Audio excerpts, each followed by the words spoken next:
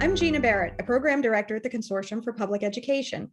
Today, I'm here with Tarelle Irwin, the Assistant Director of Talent Development and Apprenticeships at Apprenti. Tarelle, thank you for being with us today. I'm glad to be here. I'm really happy and excited to be able to tell you about my program today. Tell us all about yourself and Apprenti. I help connect quality, diverse talent to employers through apprenticeship.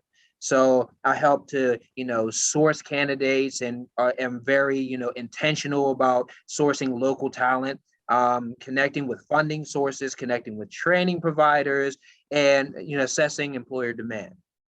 Great. Well, I know a lot of times you're going to tell us all about this apprenticeship program. And a lot of times when you think of apprenticeships, you think of working with your hands and maybe being a carpenter or an electrician, but yours is very unique. So would definitely like to hear about your training opportunities.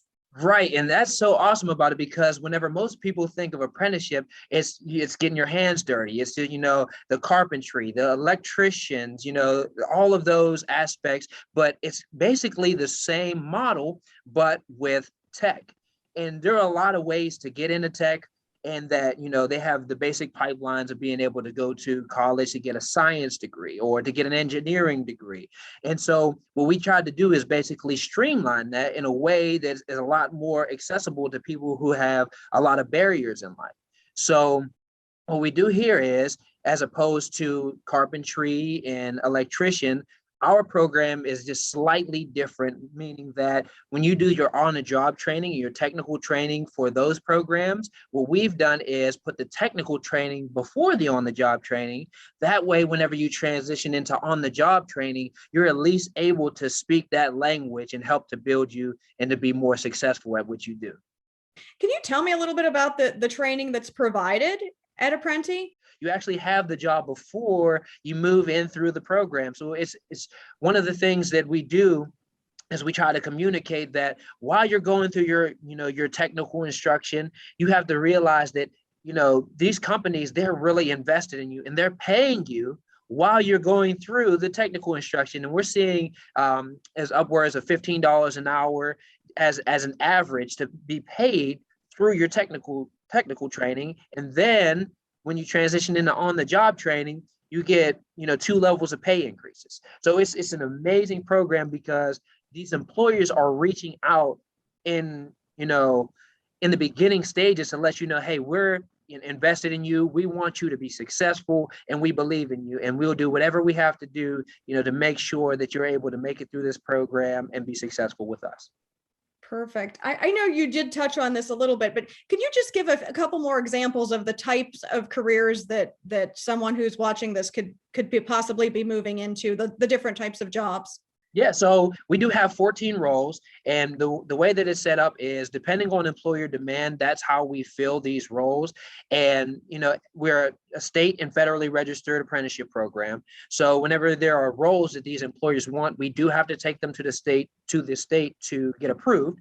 And so the current role that we do have approved with the state is a software analyst, but we do have the capability to move into, and what we're looking to move into soon is IT business analyst, cybersecurity, so things of that nature, cloud ops. So all of these technical jobs that are, in really high demand, we're looking to move into those areas to be able to fill some of those pipelines. There's 3 B's to this. There's barriers, there's bias, and there's breakthrough. So, and then, with the barriers, there's barriers on the employer side, there's barriers on, a candidate or apprentice side.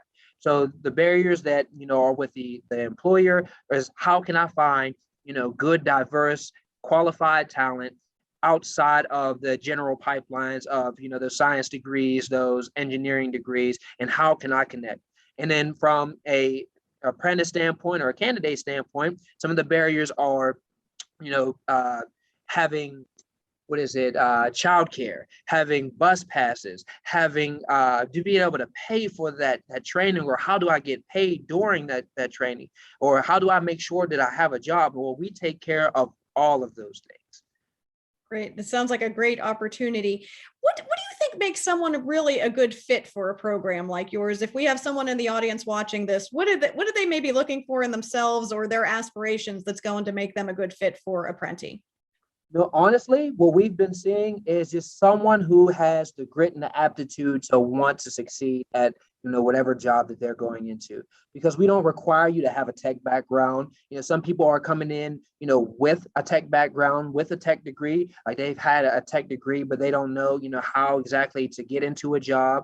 Or, there's people that are coming into this program that are single parents who have, they're trying to find a different avenue in life, and they saw this opportunity and they're saying, well, I don't have any experience in tech, but this seems like a good opportunity. So everyone's coming from every walk of life, and we do not honor someone with a degree over someone who doesn't have a degree, because we're providing the training to get you where you need to be able to communicate and to be successful. And also, I personally would be reaching out to you the entire time, making sure that you're doing good through your technical training, making sure that you're doing good through your on-the-job training and everything else to make sure that you're being successful. Or if you don't feel comfortable, being a listening ear and someone who's able to, help and, be a helping hand throughout the program.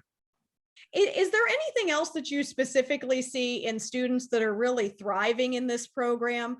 So what I've been seeing is that people who, like I reiterated on earlier, people who had the grit and the aptitude to, want to succeed. So everyone that I've talked to, they've had a good, positive attitude, just knowing that, okay, once I come out of this program, I'm coming in, a lot of people are coming from different walks of life and making, having a $20,000 job, like a $20,000 a year job or salary, or 40,000, but they're coming through this program, and at the end of the program, they're making upwards of $70,000 a year. So that's a huge jump. Like, that's a great change in lifestyle. That's a great change in, just being able to provide for your families and for yourselves, and be able to, buy a house, a whole lot of different things that you'll be able to do, once you get through this program. But we can't thank you enough for being with us today. This was a lot of great information. It sounds like a wonderful opportunity. No problem. And thank you. And anytime I can come back, I'm willing to do it.